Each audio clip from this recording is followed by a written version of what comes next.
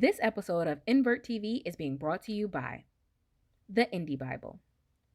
The Indie Bible offers affordable music promotion for artists of all genres. For 20 years, the Indie Bible has helped independent artists with music promotion, getting radio airplay, distribution, radio promotion, and much more. The Indie Bible features the most comprehensive music business directory with over 1,500 pages, organized into 16 sections sorted by genre and geographic location, featuring radio stations, booking agencies, and more.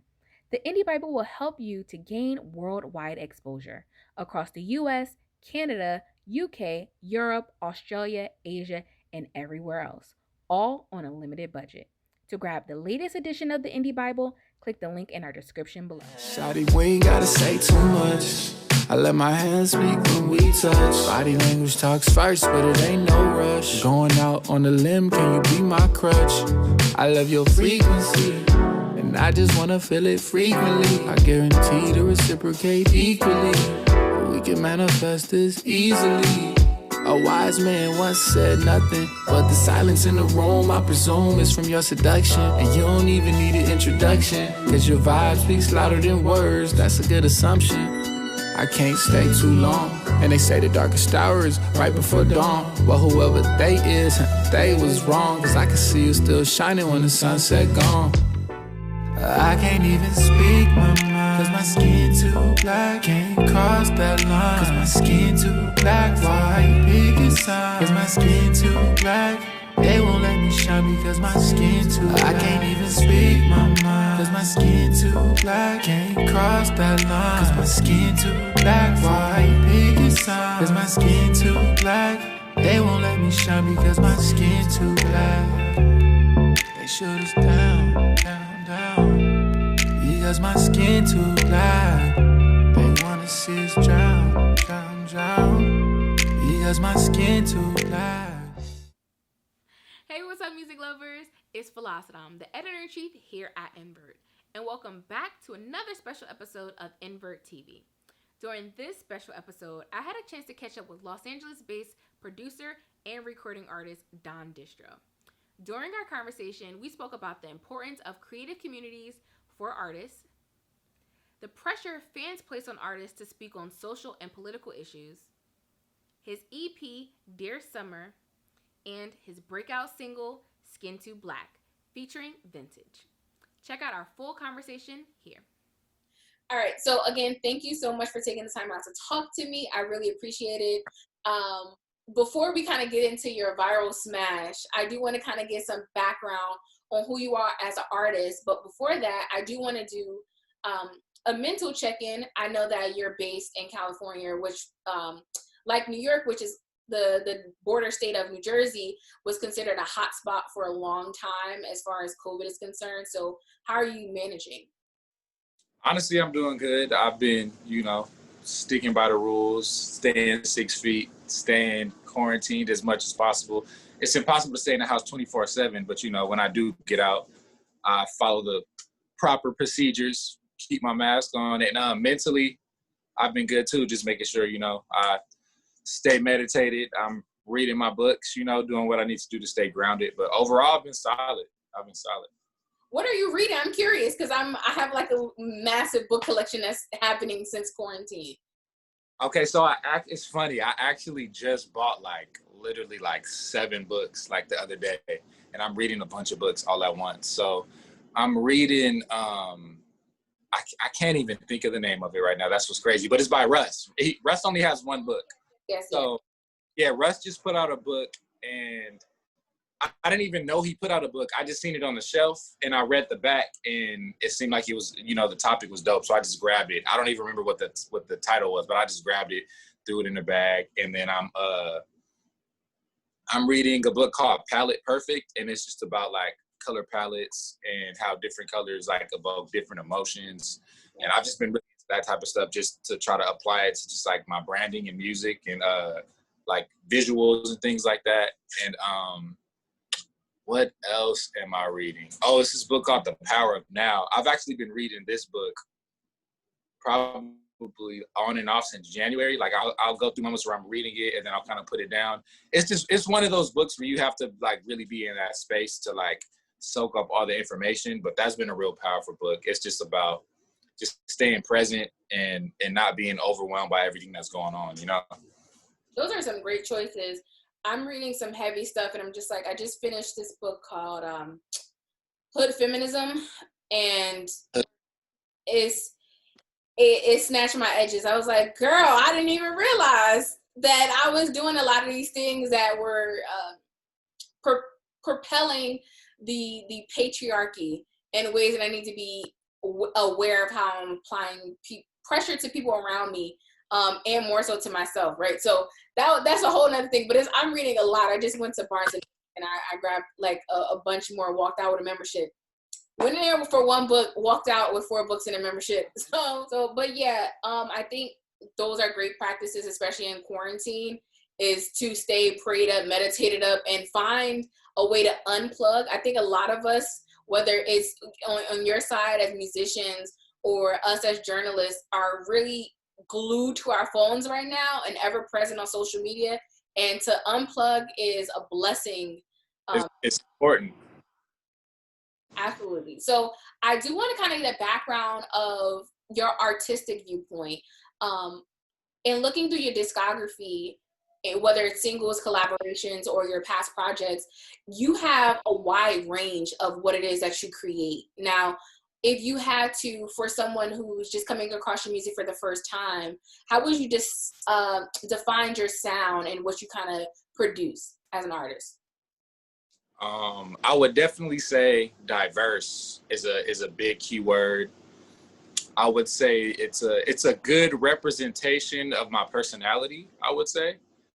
And when I say that, I don't mean as far as like I'm bipolar, like switching moods or anything like that. I just mean as far as like me as an artist, I feel like my music is like a pretty good representation as me as a person. And even when I'm like producing for other artists, I feel like as a person, I'm a very adaptable person, and that's how I am with music. Like when I'm working with other people, I tend to come into their world and adapt to their world and create around them versus like constantly bringing people into my world, which is fine too. You know, some people come to me and want to do what I'm already doing.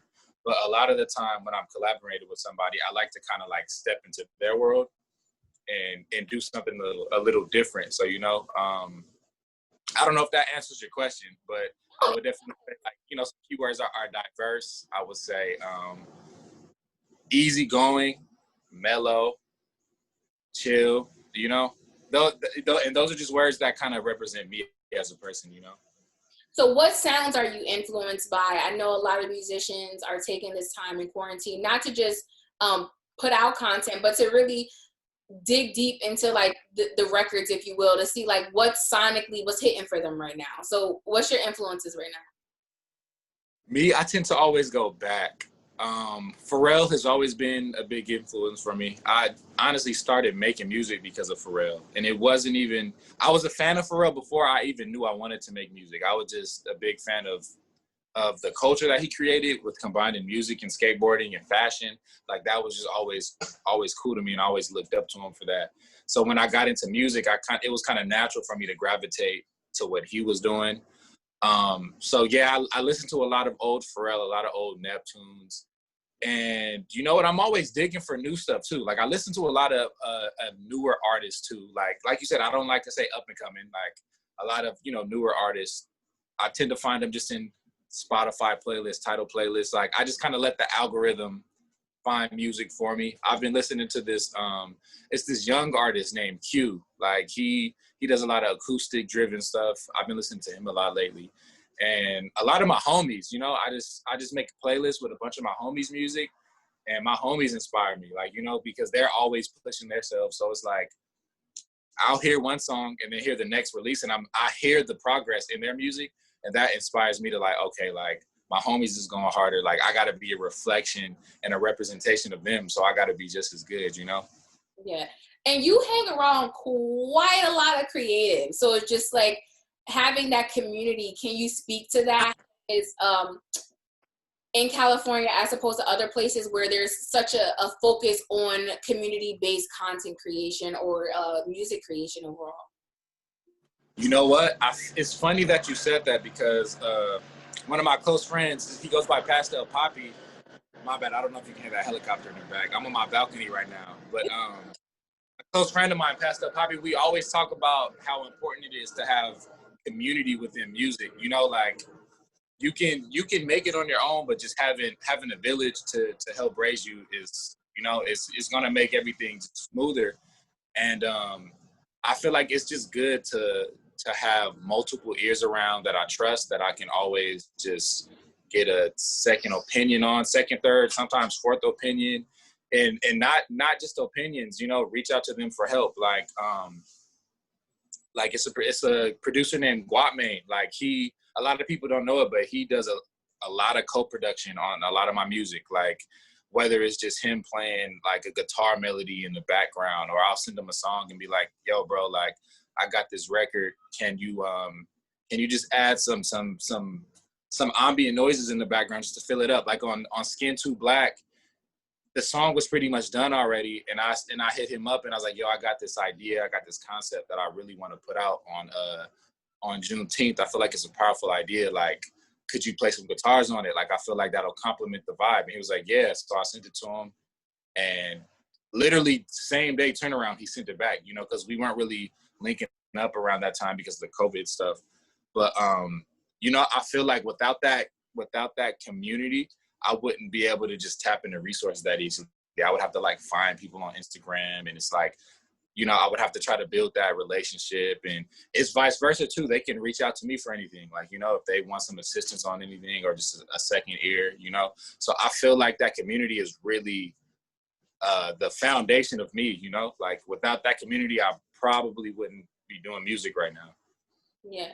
And I know there's a big celebration and congratulations in order. You just celebrated the 1-year anniversary of your project, Dear Summer. That's crazy. That's so crazy. So you released it around this time last year. So with a year having gone by, looking back on it, can you kind of spill like, what was that experience like? What did you envision going into creating this project? And talk about some of the collaborations. You have quite a lot of collaborations on it. So kind of give me a gist of where your mind was at that time. It's funny. A lot of people don't know, like, Dear Summer was a life-changing project for me, because I want to say late 2018, I went through a phase where I almost stopped doing music, you know, because I hit a point where I didn't know what to do, you know, like I feel like I hit a fork in the road, and I just didn't know where to go musically anymore. Like I just kind of felt like I was on a treadmill, and I felt like nothing I was making was me. I felt like I was a sponge, and I was just kind of just making what was going on around me. And, you know, it's great to be diverse, but it got to a point where I felt like I lost my sound. Like I didn't have my own identity. I was just, you know, whatever. I was just a mirror of like everything else. So I thought I was going to be done with music after that. I was like, you know what? Like I'm gonna just kind of take a break, and if the creativity comes back, you know, I'll step into it. But if not, like I'm not gonna force it. Like I'm gonna just let it flow. And I want to say January, something just sparked. Something just told me to, like, you know, like let's go through some old beats that I made, and filter out what I do like and what I don't like, and kind of see if I can find like a consistency, like a consistent sound, to try to, you know, find where my niche is. So I did that, and I just found it. I just started recording, and I didn't tell anybody. I didn't tell anybody that, like, okay, I'm about to drop a project or anything like that. I just was like, okay, like I'm going to take my time with it. And when I feel like I'm ready to release it, then I'm going to announce that I'm going to drop a project, just to relieve that pressure, you know? And the project, it means so much to me because I had no outside influences. Like, you know, like I intentionally just wanted it to be just me in the studio by myself, because I wanted it to be as genuine as possible and as me as possible, you know? Like I just wanted to see what would happen I just locked myself in a room by myself and just make the beats, write, record myself, and get the most purest form of me into my music. And that's what it was. And I was gonna try to keep it featureless at first, but once I had the foundation of the music down and I felt comfortable and confident with the music, I was like, okay, I'm gonna reach out to some of my artist homies and get people to do hooks for me, get people to do like, you know, this and that.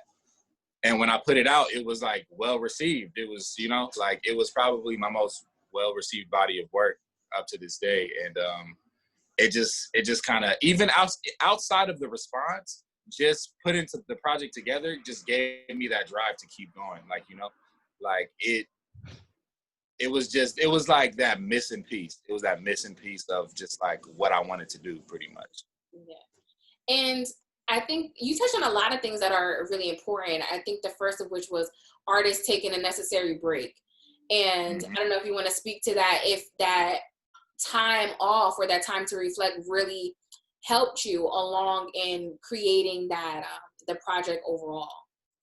It definitely helped me. If it was kind of like unplugging myself. I feel like, because when I took that break, I also took a break from keeping up with music. So I used to feel like it was necessary for me to I have to keep up with what's going on, keep up with everybody else and what everybody else is making. And I unplugged from all of that. Like I stepped away and I was like, okay, I'm just going to listen to what I want to listen to. I'm not going to search for what's the hottest song out right now. You know, I'm just going to completely unplug and I'm just going to be a part of the audience. I'm not going to be the person on stage right now. I'm just going to allow myself to be a fan of music. I'm not going to try to dissect it and, you know, be all meticulous about it. I'm just going to listen to what I enjoy. And I feel like if I wouldn't have took that break, I probably wouldn't have done that. And I feel like that's another thing that helped me find myself, is just kind of like sifting through what I really want to listen to versus like, okay, this is what this playlist is telling me to listen to, or this is what the blogs are posting. So like, let me check this out. It was more so of like, okay, like, what do I want to hear? Like, so I curated a playlist, and I feel like that me curating that playlist was almost like, therapy. It was like, okay, like, you know, it was just helping me find a sound and a consistency. And I recommend anybody, if they get that thought of like, I need a break, like just take that break, because at the end of the day, it's like your mind is all you got, you know? So you gotta put it on pause sometimes and just give it a breather. It's like a computer. If you keep a computer on all day, eventually it's gonna overheat. So you cut it off and just let it rest. And yeah, that break was like so important for me. Like, and I'm grateful for it. Yeah. And one thing that I noticed on the project itself is the theme of love was rampant. Like, you were talking about either being in a relationship or finding a girl that you were really interested in. Was love a theme that was really present in your life at that time, or were you trying to manifest that? It's funny, love is a theme that's always present in my life. And I would say like 95% of my songs are not about actual situations that I've been through. Like it may be, or it could be something that I was going through in the past, but most of my songs aren't like current situations. A lot of the time it's just me like drawing inspiration from situations that other people I've went through, or just topics that I know are very relatable that everybody can go through. I might see somebody talking about something on Twitter, like, you know, and that might just like spark an idea for a song. And I'm just like, okay, that's something that I've never been through, but I can relate to that and I can understand how that topic is consistent in other people's lives too. So I'll just kind of, you know, just make a song around that. Listen, if you're pulling from Twitter, your discography is going to be as long as a CVS receipt, because Lord knows Twitter has a conversation for every day of the week. Day of the week. Yeah. So let's transition into your current music. Now, 2020, you have been quite the busy bee. You released 3 singles, 3 Lucy's. So before I kind of talk about the singles individually, I want to first ask, are you hinting at a full body project, or are you just in this freelance stage? You know what? It's still up in the air. I'm not going to say yes. I'm not going to say no. It's still up in the air. I will say I'm always working on a lot of music I have a lot of ideas that I'm currently getting out. I'm collaborating with a lot of people. But I will say this, the songs that I dropped are not a part of a project. They're not a part of a project, but, you know, I don't want to say if I'm going to or not. Just know that I'm working on a lot of stuff, and there's definitely some new music coming soon. Okay, so let's talk about More Than Friends, and let's talk about Waste No Time. So of the two, I know artists hate this, right? But of the two, which one would you say is your favorite, or which one was the most memorable experience creating in the studio? Waste No Time, for sure. Out of those two, it's funny because I almost want to say I didn't really care for More Than Friends at first, because I make a lot of songs, and I'm not the type of person to cling to songs and feel like, oh, this is a hit, I have to put this out. Like, I create so much that, like, for every one song that's out, I'll probably have like 10 songs in a vault, like, sitting. So that song was just one song out of like a bunch of other songs in a pot that I could have picked from. And Waste No Time was definitely, like, I enjoyed the entire process of that song, like, to making the beat, to coming up with the concept, to recording it. More Than Friends was a little more like, More Than Friends was more of me trying to do something a little different vocally. So that one, maybe that's why I was a little unsure about it, because I felt like I was adding a little more twang in my voice. So I was like, I don't really know about this, but I would play it for people and they were rocking with it. So I was like, I'm gonna put it out and see how people respond to it. And, you know, it did good, but Waste No Time is definitely one of my favorite songs in general. Like, it was just a really fun song. Yeah. So that then transitions into Skin to Black. And from the tracks that you released thus far, of course, I would love to hear what's in the vault. If you were there sitting on albums like Tupac, right?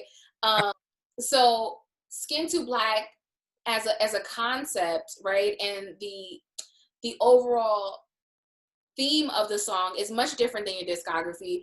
You tend to be much more lighthearted, as you said earlier, a bit more relatable. And Skin to Black is a very pointed, very specific track. So for those who haven't heard it, and that will be going into with fresh ears, when you wrote the song, take me back to what was happening in your mind and as an artist, what you wanted to convey. Okay, so Skin to Black, I mean, obviously, it was written during a time where, you know, people were looting, and it was just a lot going on within the Black community, and we wanted justice. And I feel like during that time, a lot of people were looking to the people with platforms to speak up. Like, you know, like, kind of like the situation with No Name and J. Cole, right? She didn't say J. Cole's name specifically, but like, she kind of was like, hey, like, you guys have this platform, like, you guys should speak up. And I agree to an extent. See, this is my thing. I feel like we look at people as with bigger platforms than us as leaders, but a lot of the times these people don't have leadership capabilities, you know, and we expect them to speak up. And I felt like, as a creative, it was important for me to speak up, but I wanted to speak up in the best way that I know how, and not how everybody else expected me to speak up. Like, you know, and not saying anybody expected me to speak up, but I feel like, you know, everybody's waiting on Kendrick to hop on Instagram or Twitter and tweet something heroic, and like, but it's like, maybe that's just like not how he articulates himself the best. So I felt like I wanted to speak up, but like, I want to speak up in the best way that I know how, which is just writing music. And you're right, I normally don't really make music that's like too deep. You know, my music is more lighthearted and it's like easygoing, but I felt like I had a lot to say, and I'm not the type of person to hop on Twitter or Instagram and just like speak my mind all the time. So I was like, let me just kind of get everything across musically. I felt like I wanted to speak musically, and I felt like it would transmute the best if I just spoke musically. And I feel like it did. I remember when I dropped when I posted the cover art, it went viral. Like, you know, if if that's what you want to call it. It just popped up on a bunch of people's like Explorer page, I guess, and it just like went crazy. And I knew from that moment, like from the cover art alone, like, okay, this is how people are responding to the cover art. Like the song's gonna do even better. And yeah, when I put out the song, a lot of people reached out and just was like, oh, it touched them, and and that's all I cared about. Like, even if one person hit me up and said like, yo, like this was really powerful, like this really like gave me a different perspective, or this really made me understand something that I didn't understand. Like, that's all I really wanted, and I got more than that, and most of my songs, the process of like starting and finishing it is like no more than 2 days. Normally it's like a day, but no more than 2 days. And that was one of those songs. Like I kind of just like woke up, had the idea, and was like, okay, let me like play around on this bass guitar, and I made that melody, and I wrote the whole song just to the bass melody alone, and then kind of just built around that, and then it kind of just went from there. So how did the collaboration with Vintage come about? So she sings on the track as well, for those who haven't had a chance to listen to it, and she's up there right with you. And the emotion from not only you but her really add depth to the track. So how did that collaboration come about?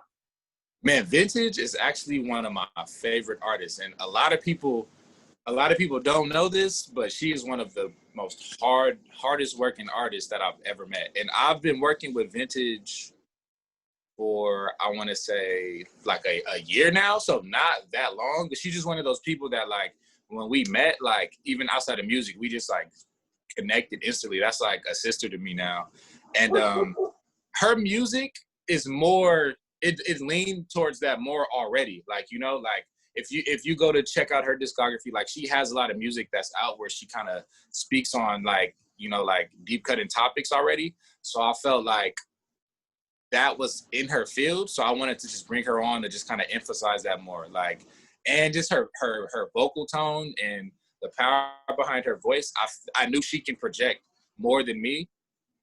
And I'm not the type of person to feel like, oh, I need to be the star on the song. I need to shine on this song. It was like, nah, like if I can make a song and have somebody else come on and kill it, then that's what I'm gonna do. And I knew that she was the person for that. So I hit her up the day that I made the song, which is like a Thursday or Friday. She pulled up on Sunday and knocked it out. And then we shot the video to it probably like 3 days after that. So let's talk about the video. Like, for those who haven't seen it, I doubt there are many who haven't, right? So at least the viewers on my site, right? Video is an experience. I'll say that. The video is an experience. Right. And one of the elements that you highlight, even in the beginning opening scene, is that the mission is to showcase Blackness across the board, right? So whether it's Black women, Black men, Black families, Black interaction, Black joy, Black happiness. And I really want to dig that deeper. Being that you just said that this is something that you don't traditionally follow as an artist, for you to have been that intentional with the video, I think speaks volumes to how much you understand that track was important to those who came across it. So walk me through the video storyboarding process. What was your vision when you were creating this? And talk me through the final product, because that was your first video, if I'm correct, that you're releasing in about 5 years. So what was it about this track that made you want to record an actual visual to it? You know what? I actually was, prior to releasing Skin Too Black, I was working on like a couple of other video treatments for other songs. And I didn't know which video I wanted to release first, or what song I wanted to shoot to first. And when I made that song, I instantly knew like this needs a visual. Like I didn't want to put the song out without a visual.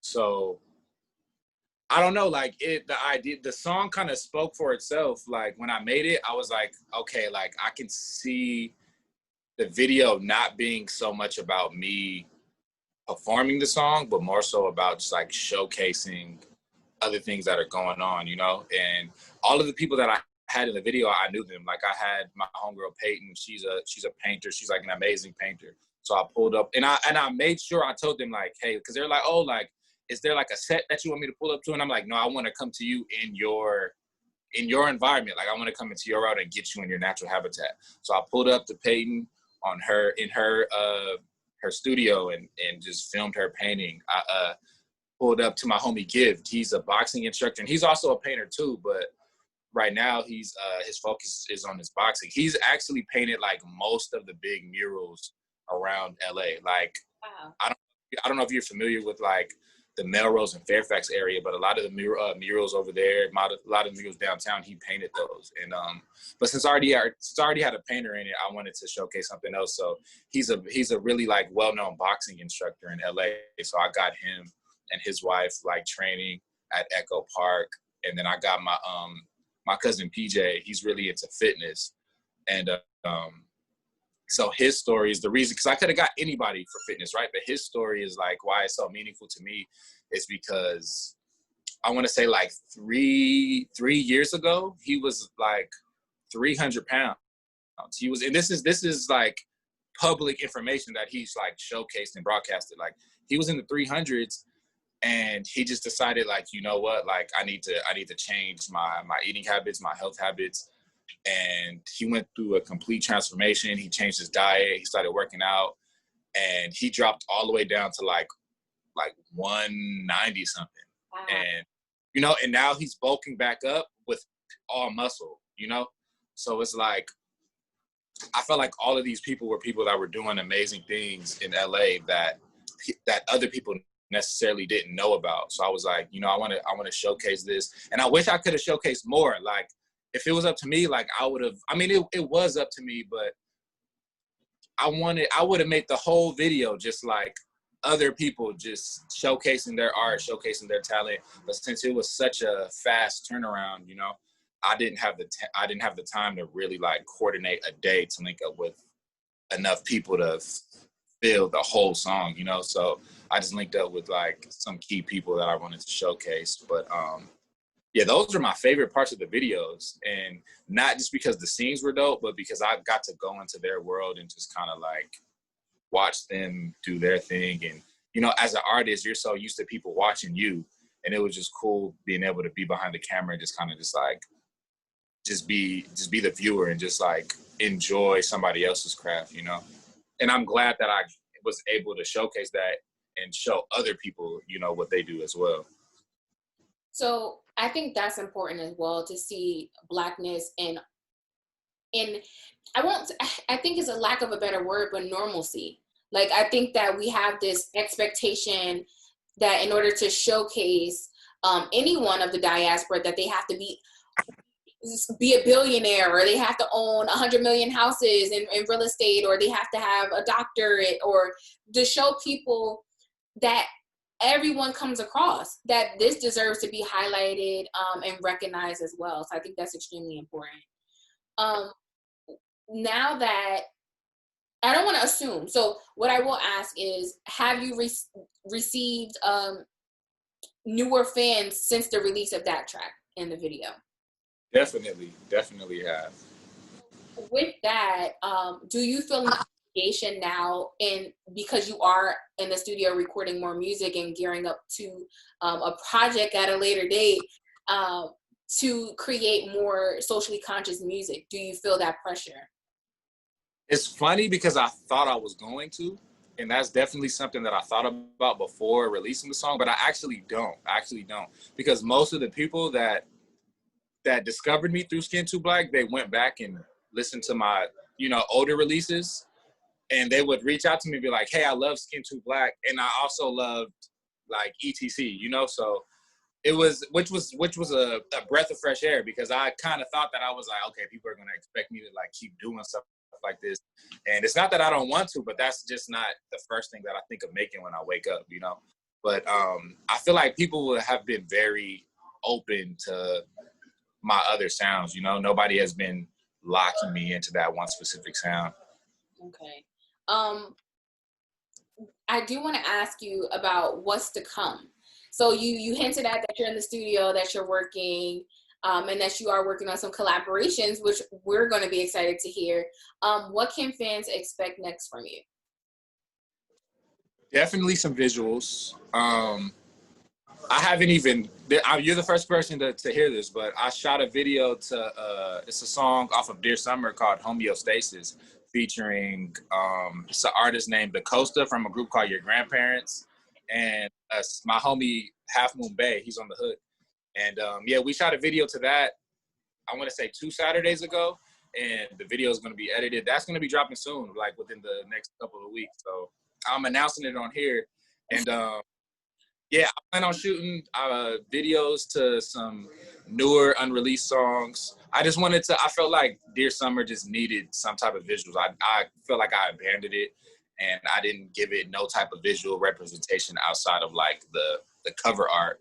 So I was like, let me at least shoot a video to like what was my favorite song on the project, you know? So I might do one more to that before moving on. But yeah, right now my focus is definitely, I would say, visuals and just building like a really vast catalog so that when I'm ready to just start pumping out music, I'll have a plethora of music to choose from, you know? But yeah, you can expect a lot of visuals, and I'm still gonna be dropping singles, you know, throughout the year. Like, I don't know what songs yet, but I'm definitely going to be dropping visuals and just like some loose tracks throughout the year.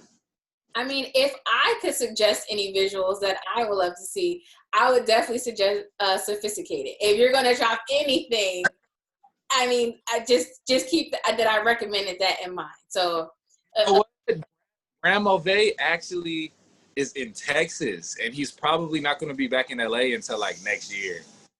Well, I mean, listen, all of the amazing Zoom videos that we've been seeing, the Instagram lives, I'm just saying, like, if it's going to happen, I think I need ENVERT's name to be in the closing credits of the video. So I'm just going to throw that out there into the universe.